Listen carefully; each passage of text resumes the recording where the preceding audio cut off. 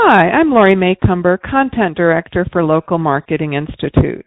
We're really lucky to be speaking today with Don Campbell, who's in San Jose, California.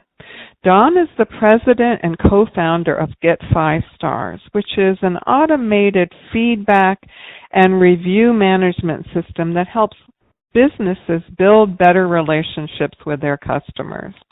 Welcome, Don. Hi, Lori. Thanks for having me today. Appreciate it. You're so welcome. We're glad to have you. So what's the idea behind GetFiveStars? Well, for me, it started off as I don't know about you, but one of my favorite things is walking into a restaurant or any local business and just being treated like they really care about me being there, right? I mean, just that sense of that customer experience. I think all of us can remember a time or have had some experiences where we just felt really good about being a customer somewhere, and then we also have experiences where it wasn't so good, right? And I think anyway, that's kind of the whole idea behind GetFiveStars is how do we, I'd love to find a way to help businesses just build better relationships with their customers. And so it started when Mike Blumenthal, who's my co-founder, we started talking about, we've been helping local search customers for years. Mike had some ideas about automating this process of following up with customers after the sale or after the visit. And we had both been coaching our clients to sort of manually follow up and get feedback and improve based on that feedback and get online reviews as well. And so GetFiveStars was born out of that conversation. Is how do we help automate this and make it easy for a business to do this, and keep those customers happy, keep them coming back, get good feedback and testimonials and online reviews. Excellent. Does the likelihood of a business getting patronized grow with the number of stars that they receive in the ratings online? Not necessarily. I mean, it definitely helps, but it's not directly correlated to the number of reviews that you have. It's basic. The way we like to look at it is within a particular industry. So let's say that you're a chiropractor in a certain city. Then how many reviews you have to at least have? There's a set of I don't know, for any industry or maybe everybody's got 10 online reviews or the average is 10. You need to be in that same ballpark or a little higher. Companies who don't have any, or they don't even really know, they don't have a plan, they're not being proactive about it. And so, in certain industries, people don't tend to leave reviews online. So for insurance agents, for example, people don't rush out and leave a review for their insurance agent usually like they do for their favorite restaurant, right? Right. So what I think is important there is it's not like, hey, how do I get 100 online reviews? It's to say, well, in my market, the average is between 10 and 15. I should be having more than that, right? And most importantly, I should be proactively asking, because what our customers find a lot is, even though they have good businesses, they have happy customers, I mean, inevitably somebody's upset. And 96% of the time, if a customer is upset, they will never say anything. And so it's really important to be proactive and ask for that feedback, because, most of the time it's a simple misunderstanding that you can correct. You can save that customer and avoid the negative online review as well. How worried should a business be if they get a poor review? Well, it's interesting because I think the biggest problem is if a business doesn't have any reviews or they have very few reviews and then they get a negative one. I mean, I've talked to so many business owners that they're on Yelp, right? They're not the type of business that typically gets a lot of reviews. Maybe I'm an ophthalmologist or something, or I don't know. There are a lot of industries that don't typically get as many reviews on Yelp as like restaurants, coffee shops, and things like that. And then they get a negative review, and it's the only thing that people see out there about them, right? And it's really hard to get more reviews on Yelp all of a sudden. So if you don't have any reviews at all, a negative review can be really bad. It can really hurt. I mean, I worked with this one customer a few years ago who basically said, look, I want to get into this. I really don't even know what's going on. Can you help me build a presence, for my website? And we did a little research, and we found that he was an optometrist, I'm sorry. And he didn't even have a website. The only evidence of his business online was a negative review in Yelp. That was like the only thing. And it had been out there for like 9 months. And so I showed it to him, and he said, oh, I know who that is. That's one of my customers. And when he was in, we tried to put his new prescription in his existing frames, and his frames broke, and he was really upset about it. But we ended up taking care of him, and he's happy now. And I told him, well, you probably should go talk to him because this review that he left is the only thing being said about you online. And he was able to go back to that customer and talk to him, and the customer revised it. But my point is, he wasn't being proactive about online reviews before that, and so it really hurt him. Now, if you are proactive about online reviews and you've got a number of positive ones out there, and then you get a negative one, it's okay, because customers, like the surveys have shown that customers, they want to see, it's okay if they see 10 positives and then there's a negative review. It adds credibility to the other reviews, and they feel like maybe they're more legitimate. So it depends on the situation, right? I mean, negative reviews are never good. However, it's not the end of the world either. Especially if you're being proactive about it and you're asking your customers. A few negative reviews aren't going to kill you. In fact, they could even help the credibility of your positive reviews. Yes, I see. And let's say you had a couple of bad reviews in a sea of maybe okay ones. How can you make the bad ones go away? I know clients have the idea that there's something in the software, or you can appease Google, or you can petition Google or Yelp. How do they deal with ones that are unflattering? Is there any mechanical way to make it go away?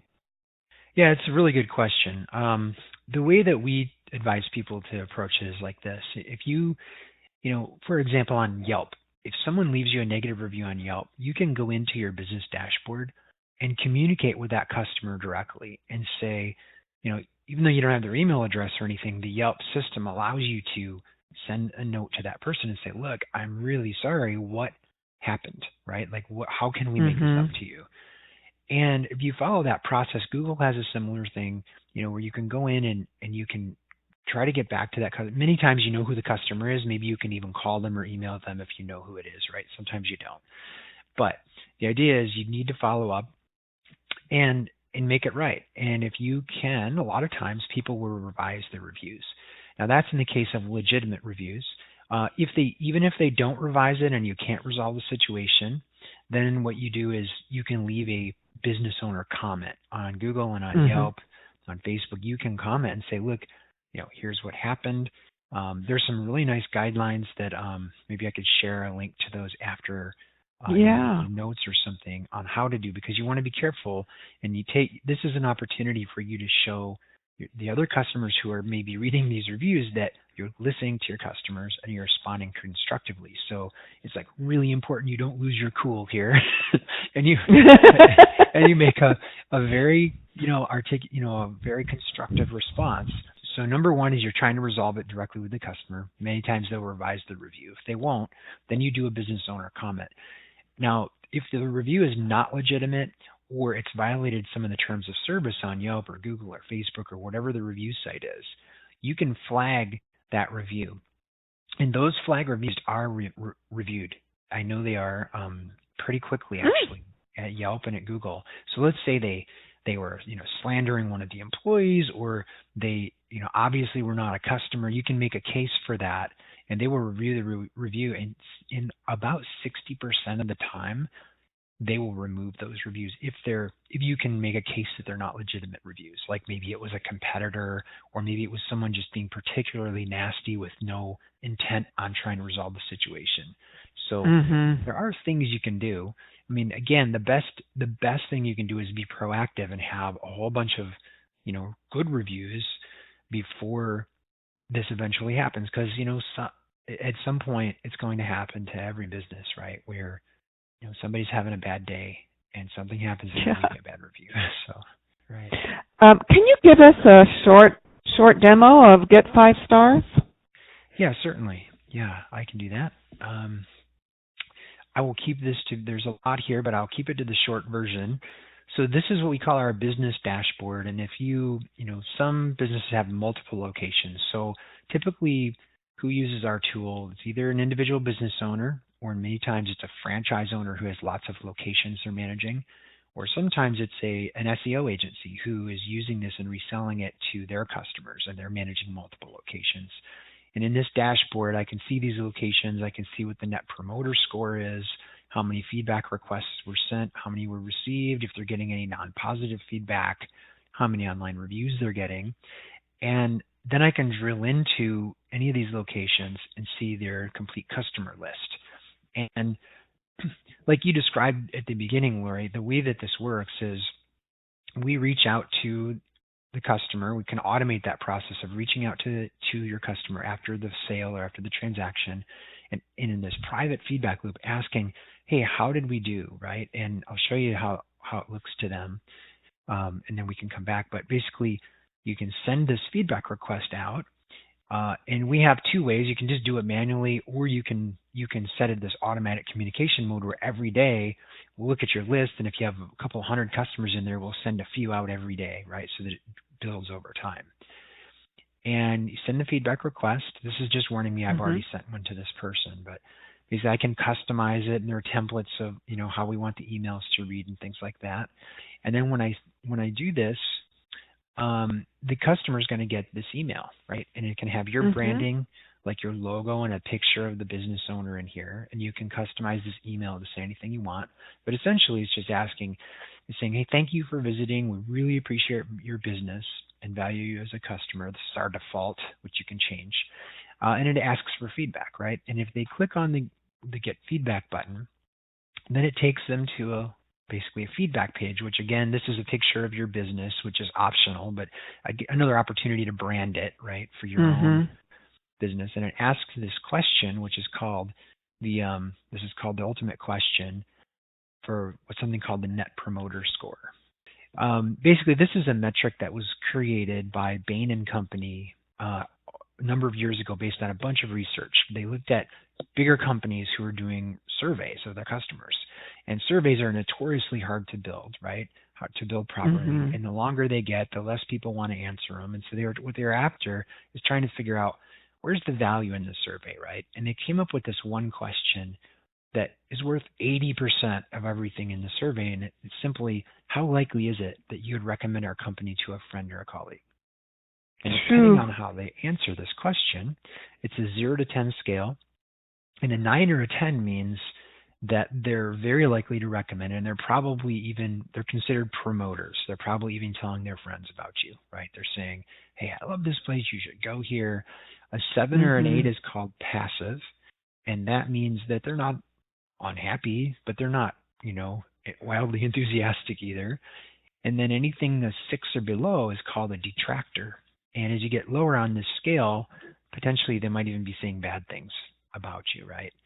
And so the idea is, if they are not answering, depending on how they answer this question, we're going to route them in one of two ways. If they answer it negatively and they say, I had to wait too long, and they submit their feedback, then what we're going to do is take them to a page that thanks them for their feedback, asks what we could have done better, and alerts the business owner right away so that they can follow up and resolve that. And notice that we're not asking for an online review or anything yet.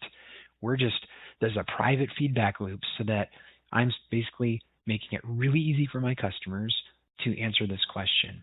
And the thing that I like about it too is that this can show up on their mobile phone. This is everything in this tool, both from the business, from that dashboard and from the customer experience, works on the desktop or mobile. It's fully responsive. Now, if I were to answer this positively and say,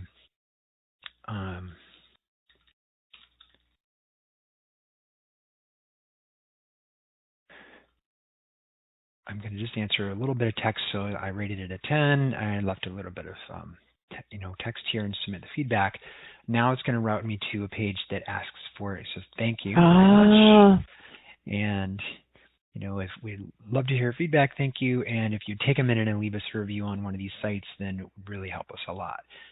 These sites, the business owner gets to choose which ones, and we have 65 or some. There's all kinds of them, right? Google, Yelp, Facebook, TripAdvisor. Then in certain niche industries like lawyers, Avvo is a good one, right? So it depends on your type of business. And then the idea is it gives you a direct link to that review site so that it's just super easy to jump in there and leave the review. So that's the idea behind it. And wonderful. Once I've received that feedback, I'm going to just refresh in here, and you'll see that Eric left the feedback. And here it is. So this feedback is right here for me to see. I can decide whether I want to show it on the website or not. So a couple of things are going on here, right? First of all, we captured this testimonial, right, from this customer, which we can publish onto our website if we want. And we've potentially also captured an online review. So what's nice about this is that even if I don't get the online review, I'm getting unique original content from my customers that's automatically published on my website. So we give you a little widget, and here you can see the one that I just left from Eric. Right. And this little widget gives me the ability to just drop this on my website wherever I want, and it gives me the total number of reviews, and it gives me all this testimonial text here. And what's nice, so just to be clear, these are the testimonials that are captured within our system, and they're automatically published. This is optional, by the way, but a lot of people do this because now they've got all this great content that's showing up on their website, and it's all indexed by Google. And we mark all of this up in the rich snippets format. It's basically the schema.org reviews format that Google crawls and recognizes. And so in many cases, that will end up being, showing up in the search engine results. So you can see that here, these rich snippets are showing up right here in the Google results. Oh, they sure are, yeah. Yeah, this is a direct link to that testimonials page on her website. So it gives you this additional opportunities for, ranking and things like that. So it's pretty powerful for the business owner. And then it also gives me this dashboard where I can manage this stuff. Now, I have a lot of capability. Remember I was showing you earlier, like I can show which ones, like, okay, I want to have Facebook reviews on here too. I can set that all up. I also have a number of reports where I can see how I'm doing, like what's my net promoter score, and how many feedback requests were sent, and how many of them are being opened, how many online reviews do I have, and how many negative reviews have I intercepted. So I've got some, and I can run campaigns and track those. So I've got some nice capabilities there. And then I also have an online review monitor where I can see, hey, like, what are my online reviews looking like? And what do I have on Facebook and Google and Yelp? So that's a way for me to kind of track how I'm doing along the way. I think our members would want to know, besides the human factor of having great reviews, you got a little bit of a hint when you saw those schema things where Google's picking the review up right there and then. Is there a value, especially in local search or maps, to have a number of reviews, even more than your competitors? Will it help you on the search result pages by having a number? Well, so a couple of things here. First of all, which is a little indirect, it helps you having this content on your website, right? Because this is unique original content, and you can respond to these reviews too and add your own text in here. So this is a great opportunity for getting content. But to answer your question about the stars and the results, is if I look for the Google results, see the number of Google reviews, you have to have at least five reviews in Google in order for stars to show up by your results. So let me just say, these are obviously the local results for Jeweler in San Francisco. Now this one has an average of 4.7, 111 reviews. This one has 9. If they didn't have at least 5, then the stars don't show up by their results. So in Google, you want to have at least 5. And I heard some other, let's say, I think it was Yelp at a conference I was at last week mentioned that if you have a certain number of stars, your likelihood of click-through from the search results goes up. It doubles. So Mm. I can't remember how many stars it was, but I think they were comparing companies that didn't have any stars versus the ones that had some reviews. So, it's kind of an important thing to get that visual indicator there saying, okay, this company, not only do they have a good rating, but they have enough reviews where I can look at that and say, oh, at least, 9 people or 16 people. So you need at least 5 to get those stars. How believable are testimonials, online reviews, stars, ratings? Yeah, great question. So certainly there are bad reviews out there. Google and Yelp and Facebook and all of the legitimate review sites have pretty aggressive filters where they are trying to identify these bogus reviews. So they have some algorithms that are pretty smart that go and they'll look at things and say, like some businesses will go buy reviews, right? They'll go some online somewhere like Fiverr or whatever, and they'll say, hey, I want to get 30 reviews across different websites. And so what they'll do is they'll hire some company, and this company will go and they'll hire somebody to go leave reviews on all these different sites. But there's sort of like a trail that you can see, and the algorithms are smart, and they can say, wow, well, this same reviewer left a review in Chicago. 2 hours later, they left one in Atlanta, and then they left one over in Detroit, Michigan, all in the same day. That's kind of interesting. And so they're able to put these together, and they filter out. In fact, the Yelp review filter is pretty aggressive and even filters out a lot of legitimate reviews, which is why business owners get upset about it. Because I know lots of totally legit reviews that have been filtered in there. But what they're trying to do is make sure that all the reviews that are in their system are good and reasonable. Yeah, so that's their business. Yeah, exactly. And I think that you can tell. I think consumers are smart. They can look at the reviews, and if they see a lot of just stuffed reviews in there, they know, right? They know legitimate ones versus not. In terms of the testimonials that go on a website, certainly a business could put whatever they want on there, but in our case, we're only asking actual customers for reviews the way that GetFiveStars work. It has a lot to do with reputation management. And how should a local business be thinking about gaining favorability, whether it's online, in person, in the store, at the restaurant? What should their motives be? How should they be talking to their customers and ensuring a good visit and a good experience?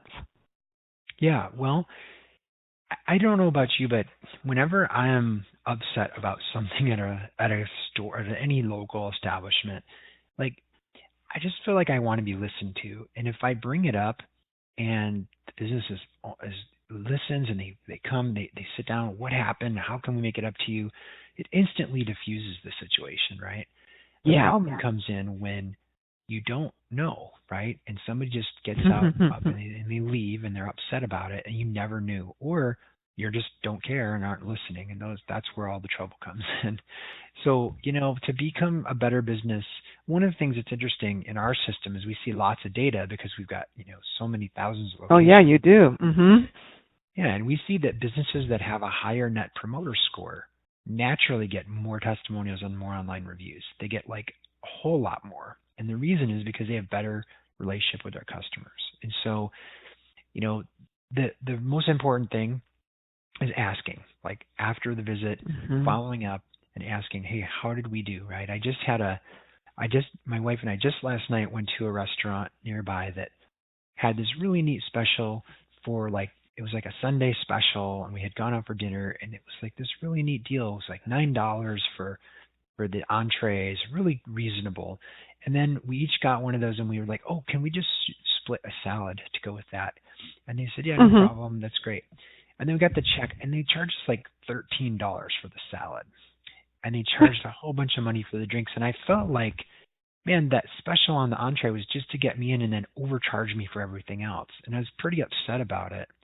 And I mentioned it to the waitress, in a polite way, and she apologized, but I don't think anything's going to come of it. Now, if I would have got a follow-up message today, I'm going to think twice about going back to this place, right? I don't know if we're going to go back.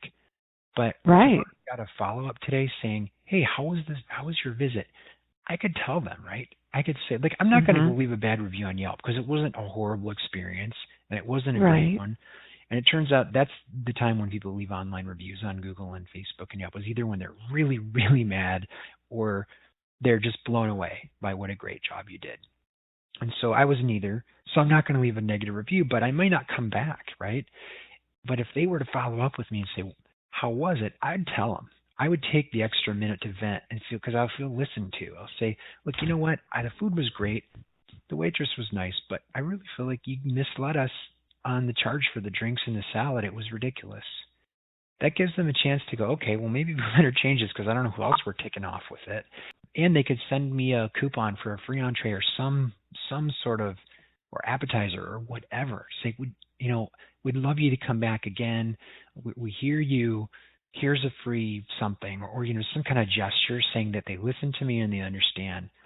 That turns me into a loyal, from someone who's probably not going to go back, into a loyal customer. And that right there, I think, is the essence of this whole thing about reputation management. It's like, you've got to be out there on the street listening to your customers, finding ways to get feedback from them, because 96% of them are not going to tell you when they're not happy. You talked a little bit about planning for your reputation management. And of course, your GetFiveStars.com tool helps a lot in the planning. But even if they didn't have the tool, how would you advise local businesses to think proactively about getting reviews and also intervening if there's a case where they might be upset? And how do they get that in a plan? Yeah, the simplest way that I've seen it done is, like, there was a chiropractor's office I was working with that did a really nice job of this, and the receptionist, the office manager, just kept a clipboard with like name and email address, and that's it. And after, when someone was leaving, settling up with her, if they were really happy or not, she would ask them and say, look, we're trying to do the best job we can. Online reviews are super important to us. If we were to send you an email, would you take 5 minutes just to leave us a review on Facebook or whatever's most convenient to you? And most of the time they'll say yes. And you don't need any system. This is just a clipboard with name and name and email address on it, right? And so you capture these emails, and then at the end of the week, they send out, 20 emails, 30, whatever it was. They send the emails out. Now, only about 5 or 10% of those people will actually follow through and leave the review, even though they are intending to help. It's one of those things you need to ask. But that simple process of collecting those, because now you're kind of building a little email list of your customers, and then asking for those reviews will, over time, build up a nice group of online reviews. And by the way, this is what Google and Yelp and everybody else is looking for, is a natural sort of flow of online reviews over time, not a whole bunch all at once. So right. To me, it's about being proactive and asking like that, and then allowing you to build those up over time. And that's not that hard to do, and you can do it manually. You don't need a tool for it if you can make that process into what you're doing. Right, and build it into the business. For instance, it's fine if you're a solo person, let's say a chiropractor, but let's say you are a restaurant and you've got 20 servers. Getting it into their lexicon and their practice and their behavior. It really does, no matter what size of the company. It's sort of getting the buy-in of the employees to understand, and say, hey, we need to be asking people how they're doing, and then we need to ask them, maybe you're leaving a card with them. Some businesses will use a little kiosk, like they can have a tablet that would say, asking for feedback. Maybe not an online review from the tablet, but just for the feedback and getting their name and their email address so you can follow up with them later. That sort of needs to be baked into the company and how the company operates, ideally. Wonderful. Well, you answered a number of questions that were on my mind and really inspired me as a business owner, and I hope it will inspire all of our subscribers and members. Thank you for all these insights into local reviews and what really matters. I'm sure every business would love to have 5 stars across the board, but that's not entirely realistic. And the idea of preempting some problems and also being purposeful about archiving a lot of testimonials and looking at your Net Promoter Score, those are all fascinating. Thank you, Don.